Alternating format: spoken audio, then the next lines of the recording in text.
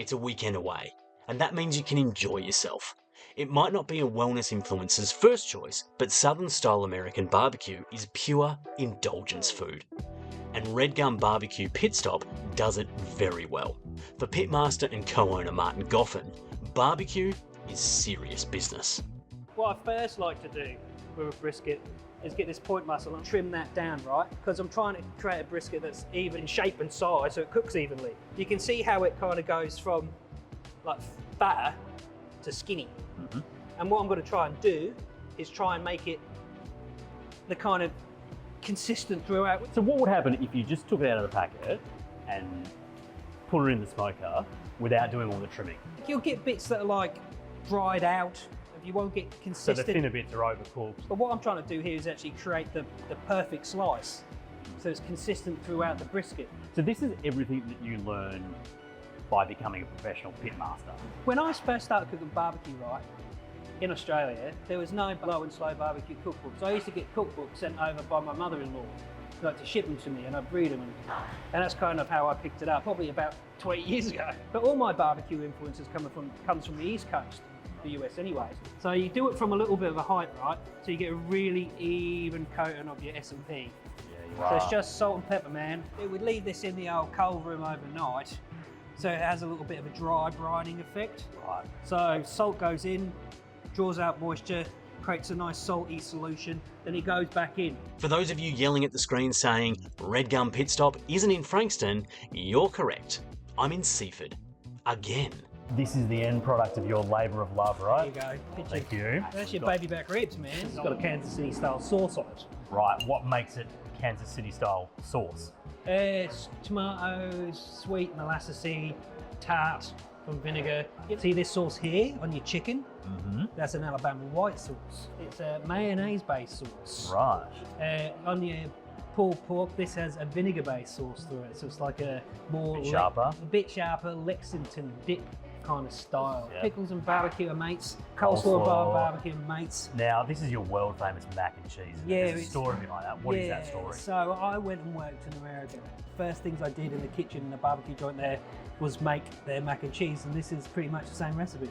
Right, okay. So it's been with me, crikey, a long time now, this mac and cheese. So you would never consider changing the recipe? Nah, man, like a typical, you know, you make a roux, butter, flour, milk, add your cheese. But this is purely just cheese, I can tell. cheese and milk and cream, and that's about it. How do you eat this style of food with grace and sophistication? You don't.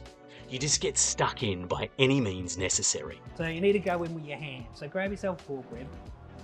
Get straight in, And okay? just get straight stuck in. So grab yourself a pork rib. Get straight in, And okay? just get straight stuck in. Your pork rib, right, is your gateway to barbecue, I feel. Like it's the thing that gets you hooked. There's a deep smoke to that. It's just Red Gum. It's rich and lovely. Yeah. I understand you loving this food, Yeah. but it's a whole new level to want to do it on the other side of the world and turn it into a business. Yeah. So how did it go down that path for you? I loved the food when I went to the US, and one of the things that I couldn't get when I came back to Australia was good barbecue food. Well, because there wasn't any. So I just started cooking it in my back garden for myself.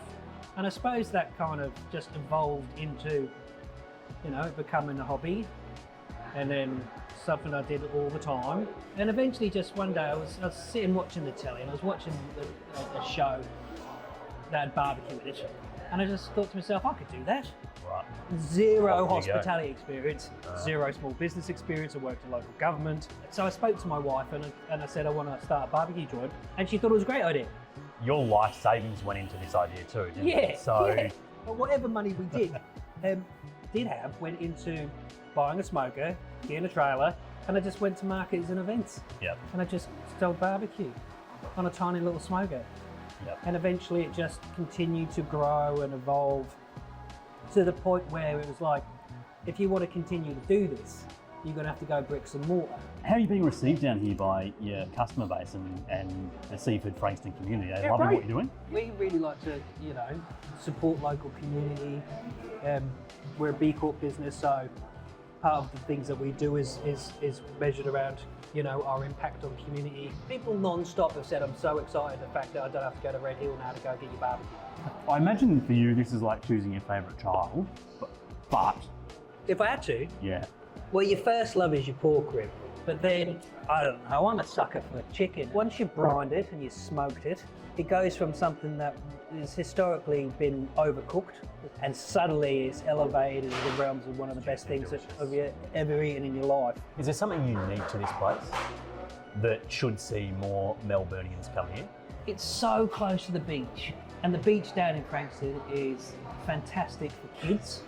Like, it's shallow, the water goes out forever, it's nice and sandy, not overly crowded.